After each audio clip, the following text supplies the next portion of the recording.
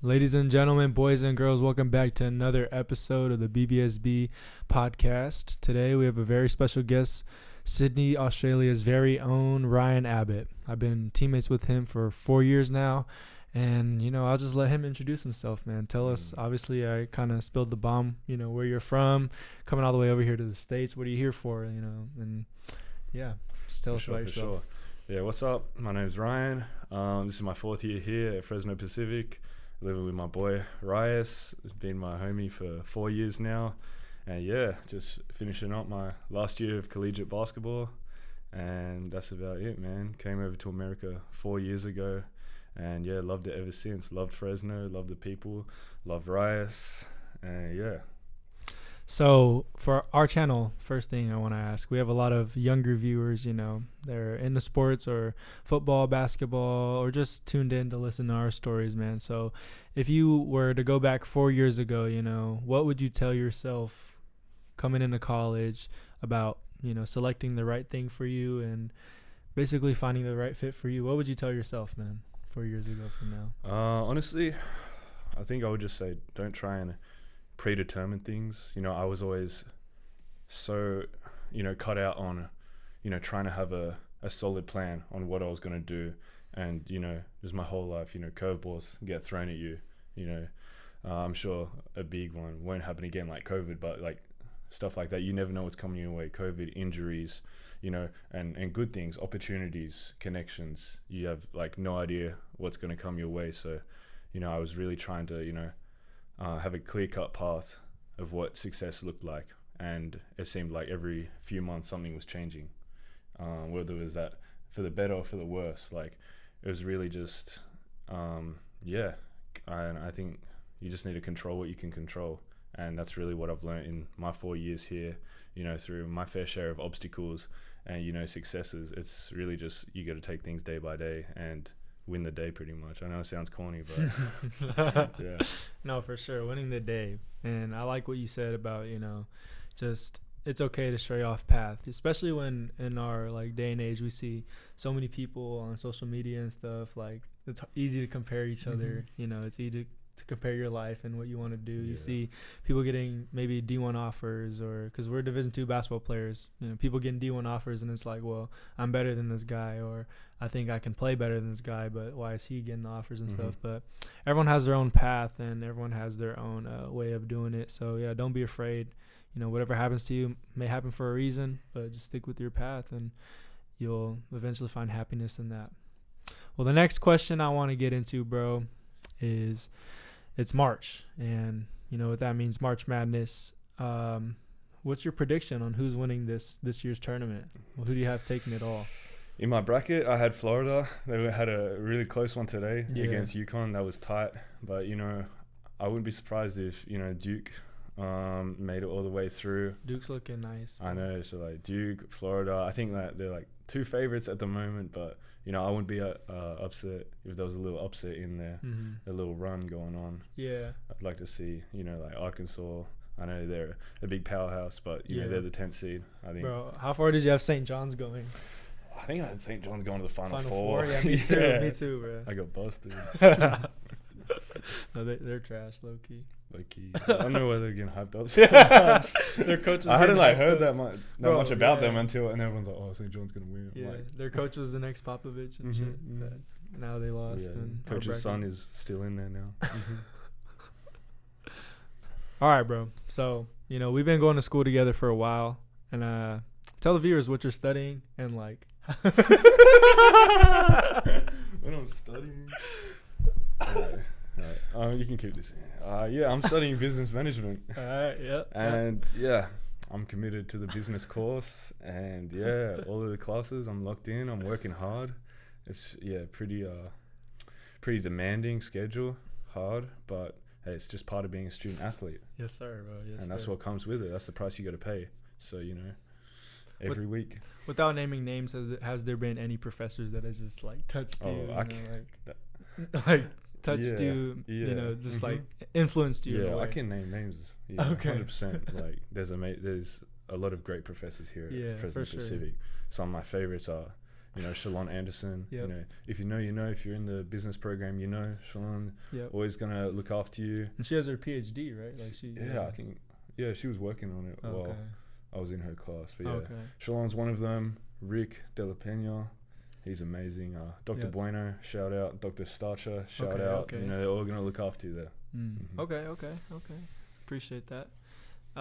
One thing I want to ask, you're really tight with your family. Mm-hmm.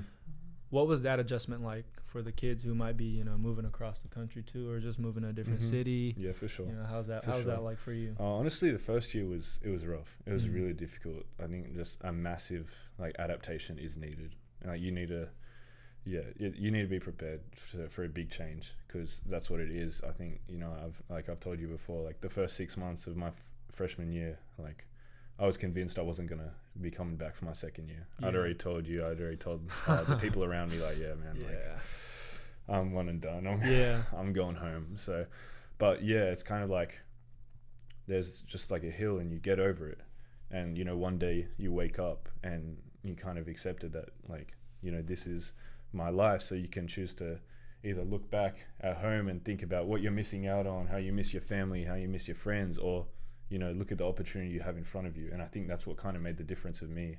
I got so used to it, and I'd spent so long thinking, oh, I'm missing out back home, look what my family's doing, look what my friends are doing. And then one day I kind of just woke up, and a whole new sensation overcame me, is that this is my home now. This is what I'm here to do. I'm here to work and create a life out of it, and that's what happened. That's fire. So for all you viewers watching, man, really listen to this guy. He's had success at the college level, D2, but he's also gonna go back overseas and continue hooping. So yeah, what he says, man, there's some work that's gone on behind it. There's a lot of he's lived out that experience, so he's just trying to give to you guys. But let's change it up, more of a lighthearted note. Bro, what's been some of your favorite stories, that you'd like to tell on the pod, bro? Favorite stories? Yeah, some of your favorite memories, favorite stories. Oh, on the court, off the court. On the spot. BSing, at the calf, So. Yeah. I think on the court, one night, 2 nights stand out to me, and they were both senior nights. Okay, okay. Our most recent one, me and Rice's senior night. Yeah. We ended up winning at home in front of a packed out crowd. Yeah. It was a massive win to keep our playoff hopes alive. Yeah. And this guy went crazy in front of the whole family, whole Fresno Pacific. But yeah, that was one of my favorites. The other one was from 2 years ago. Yeah, 2 years ago, bro. Yeah, where we call that the senior savior night, where me and Rice again went off, and we like to joke around that we saved senior night 2 times, not just one. Saved our own and somebody else. So that's on our resume. 2 times senior night savior. Bro, didn't you have was that HPU game? You had double-digit rebounds too, or? I can't remember off the top of my head, man. To be honest, I remember just hitting a 3 and hearing your whole family scream. But yeah, no, it was a good game. And then, off the court, there's so many things. I think off the court stuff has just gotten better year by year. The longer I'm here, the more I get used to it, the more people I meet. The more chances I get to do to explore not just Fresno but California as a whole, and make the most of everything. I know just the other week we went to Yosemite together. Seeing one of the wonders of the world was pretty cool. Beautiful. It just blew my mind. Honestly. Yeah, that was life changing. It's we're just ants. Our journey was crazy. Yeah, for real. Yeah. To get to that point, I feel like life just led me to that direction. Yeah, 100%. We took it all in, bro. We didn't make it to the mountain. We didn't make it to the top, Upper Yosemite Falls. But we're gonna go back and we're gonna conquer. We're gonna do it again. And we're gonna post the video of us being at the top of the mountain, overseeing the waterfall and stuff like that. So we'll make sure to update you guys when we get there. All right, so March not only has college, March Madness, but it's also the time of the NBL finals. And if you're unfamiliar with the NBL, basically it's the Australian Basketball League, big names like LaMelo Ball. He played on the Illawarra Hawks. AJ Johnson, rookie this year in the NBA, he also played on the Illawarra Hawks. And a lot of NBA talent, they go in there and they play there as well. But it actually means a lot, and I would just let you take the story on this. What does the NBL mean to Australia? What does it mean for a kid growing up? That's the league. Yeah, for sure. Yeah, he said NBL, National Basketball League. It's Australia's highest professional division, And yeah, we've really seen something like the big names have come and bolstered the league a lot in recent years. LaMelo, Josh Giddey, Matthew Dellavedova, Andrew Bogut's come back and played. Really? Dang. I didn't even know so that. yeah, I mean, it's one of the, I'd call it a top 3 league in the world right now. And yeah, as a young Australian kid, that's kind of like the pinnacle of basketball now. It's good to have, the NBL's really been on the come up in the last 10 or so years. So I think that's amazing for, the basketball community back home in Australia, that there is something to aspire for. There is something to root for, and there is something for the community, something for the fans. That's part of the big thing with the basketball culture here in America. It's so big. It's so there's household names everywhere you go, and so I like to see that kind of culture is rubbing off on Australia. Yeah, and like, as much as you want to share, bro, let's talk about you, like trying to get there. Like, you've had an amazing career here, like, success on the court. You face adversity. I'll let you tell the story, man. Like, what have you learned from here that you're going to take over, and what do you hope to achieve in the future? Yeah, I mean, so much, really. Yeah, I mean, on the court, had our fair shares of successes, fair shares of, rough patches. Like, we've had some good teams. We've had some teams where, we haven't got the job done. But, yeah, I feel like I've learned so much over these 4 years. Learned how to play a role, how to, help a team off the court, on the court. I think that's the biggest thing, before you come to college, or if you haven't been in an elite level program like that, you're so focused on, man, how do I score the ball? Like how do I get mine? It really changes from like a me to we mindset. And that's the biggest thing, especially being here all 4 years. Like, my love for this place and this community has just grown every year, more and more. So every year it's meant more to me. And like, I just want to give back more and more. And the lessons I've learned here, I'm excited to take that to the next level. Yeah, to break the fourth wall. I mean, like, literally our neighbors ask us about like games and stuff. They always let us know that they're watching. They ask us, like, even about the little things like injuries and stuff. We're like, how do you guys even know this? But exactly. It just goes to show, like, the whole community may be watching and you might not even know. You might walk past somebody and, like, they might be, or walk past somebody on campus and they might be a big fan. So it just goes to show, like, that level of professionalism that you're saying too, to handle whatever's tasked upon you, to handle it to the best of your ability. That'll get you a lot further, and that's stuff you can take, like, further on outside of just 100%. It's bigger than yourself. And you come to realize that being part of a program like this. So Illawarra Hawks, talked about them a lot. They just ended up winning the chip we watched, bro. They did. Do you have any any takeaways from that? Like, what were you expecting going into the game? I mean, I'm an Illawarra fan myself. So, I mean, it was just crazy to watch. Super happy for them. Shout out Davo for winning the finals MVP. He went crazy. But yeah, it was just huge, packed out crowd, and love to see it. Love to see it for Illawarra. First championship in like 25 years, I think, something like that. So snapping the drought. But yeah, it was awesome. I just love how far Australian basketball's come. You see yourself one day playing in the NBL. What are the next steps for you to hopefully get there, bro? Yeah, for sure. Like, that's my ultimate goal at the end of the day. I think I need to, once I get back home in a couple months' time, like, I need to climb the ladder of Australian basketball.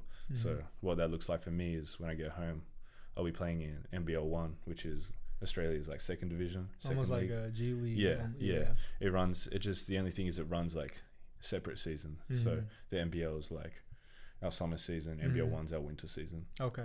So they run on different timelines. So I'll be going back home playing NBL 1, and haven't decided who I'll be playing for yet. Haven't decided.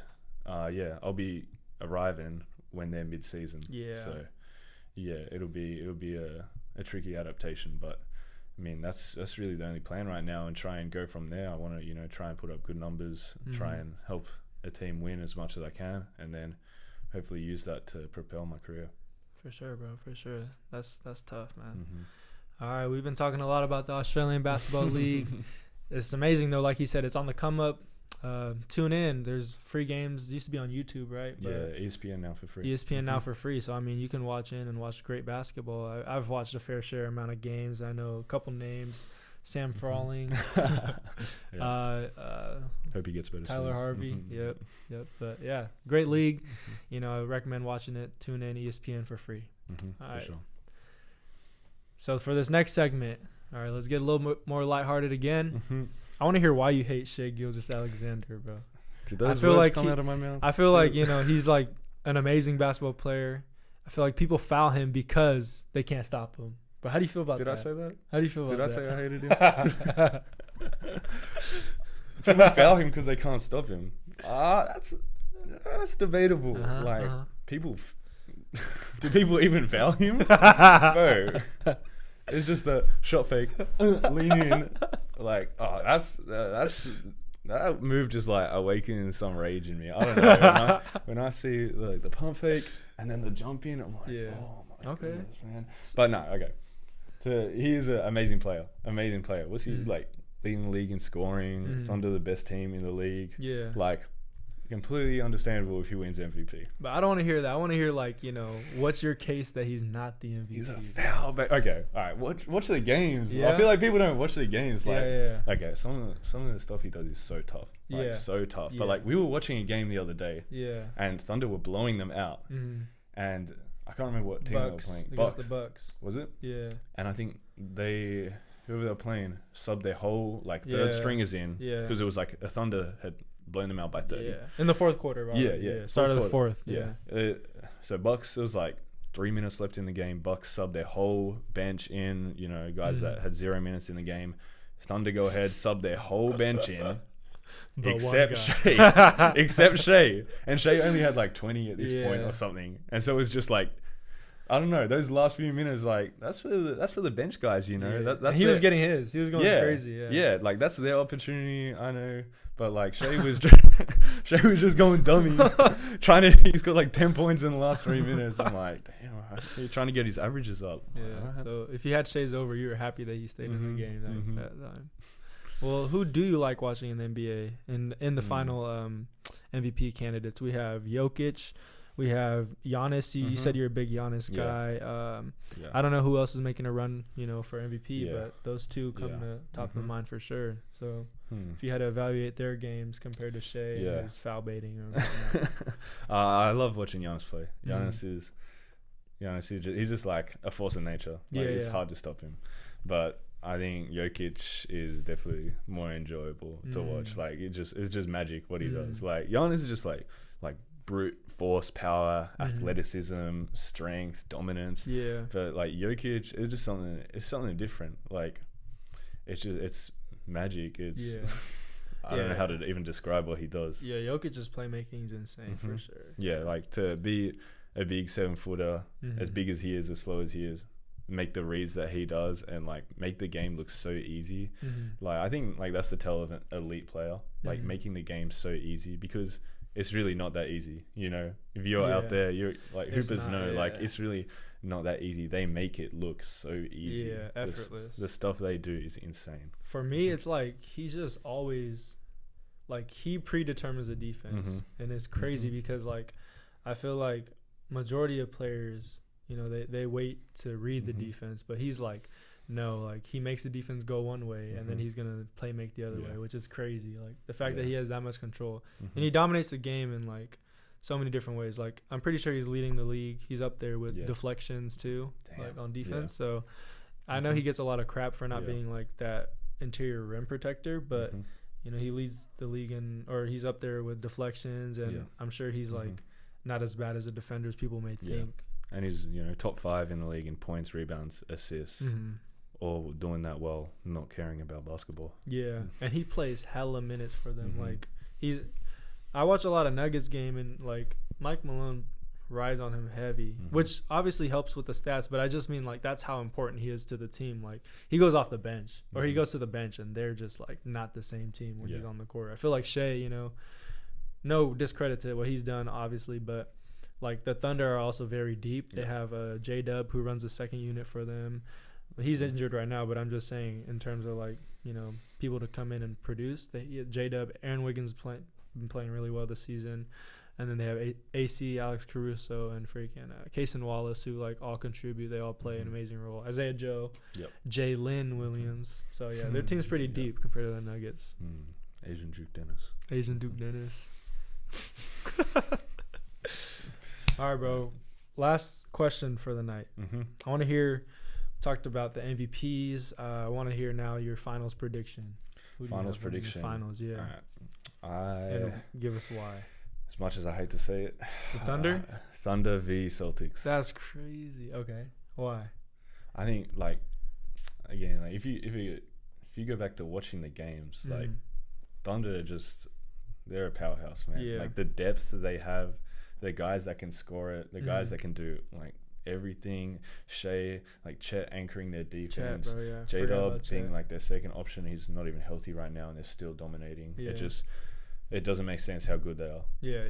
And they still have draft picks in the years to come. Yeah. Like it's ridiculous. I think like the defense they have is amazing. They just completely shut teams down. I know the biggest concern with them is their age and their experience. They don't have that playoff experience. They don't have, guys that have been in the finals before, guys that have made runs in the playoffs before. And that's for sure a concern. Like, if anything was to happen, like it would definitely be because of that, because, they don't have the guys with the experience in the playoffs.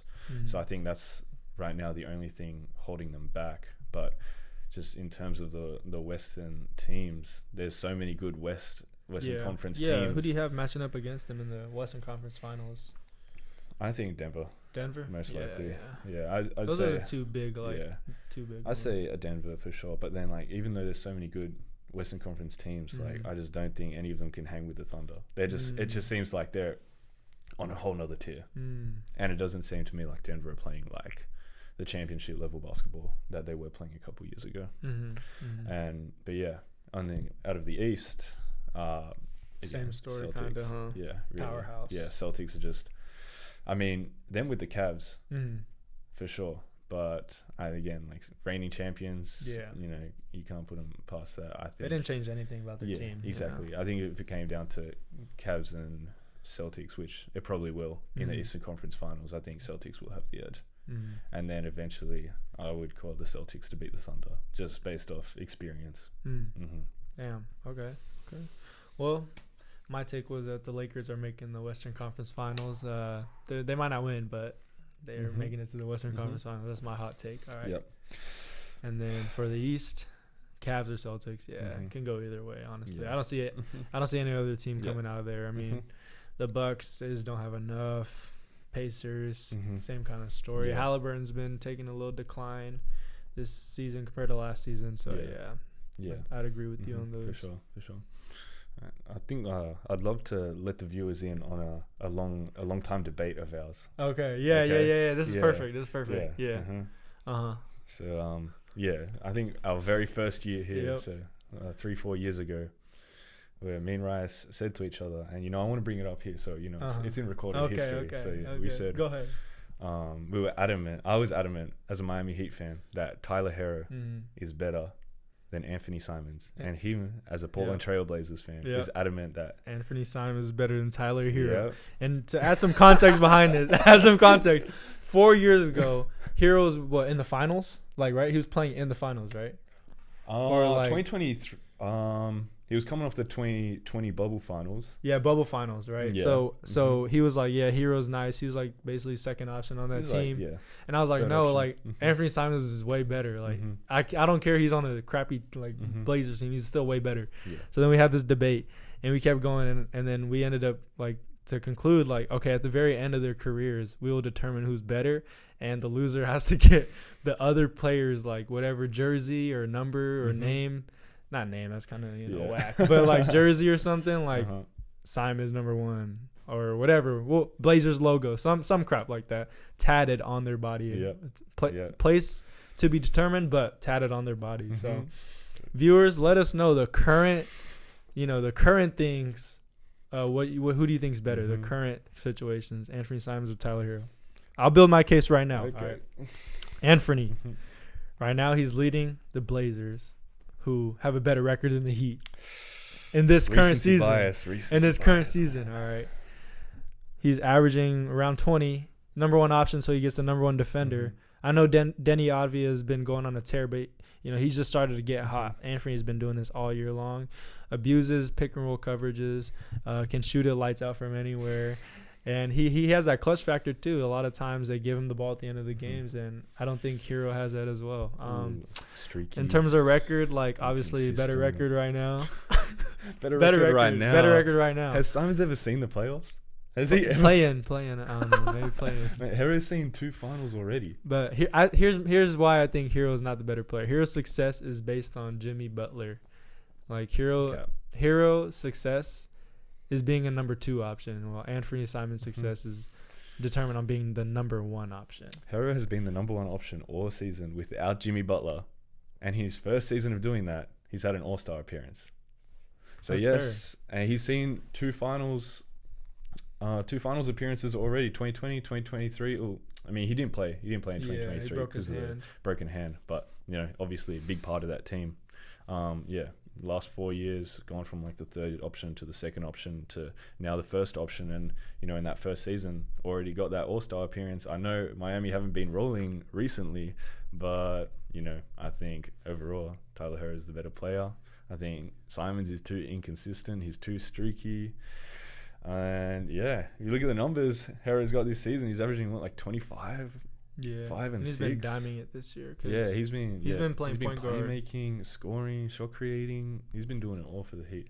So I mean, I guess time will tell. We'll look back in like 10 years. Look, Anfernee's last 10, he's been like dropping 30 bombs left and right. Yeah, so but he is streaky, but I think the ceiling. See. I need the ceiling to hit. See. I don't trust Portland as a franchise though. Like, if you're going to put your faith in Portland or Miami, I'm just saying. But, viewers, let us know what tattoo Rice should get. Viewers, let us know what tattoo Ryan should get. I think the Blazers logo would look cool on his I think the Tyler Herro number 14 jersey. We'll get, like, the realistic jersey on his back, Herro across there. We'll get an Anfernee Simons face tat right here. No. All right, let us know. All right, y'all. Thanks for watching, man. It's been real roommate talk this episode. It's been awesome to have this guy on the pod. It's been way too long. Ryan, bro, let us know when the next time you want to come on and debate. We can follow up on all these takes because we live together. Yep, 100%. The March Madness will be over. Whether the finals, I'll call you, Zoom you in. Yep. Debate. We'll talk about that. We'll make a bet when it's the finals, who's gonna win if those teams are in it. And we'll just follow up on everything. Thanks for coming on. Any last words for you that you would like to say, whether it be inspirational or something lighthearted or just whatever you want to get off your chest to tell yourself in like 5 years or whatnot? Not much, man. Just appreciate you for having me.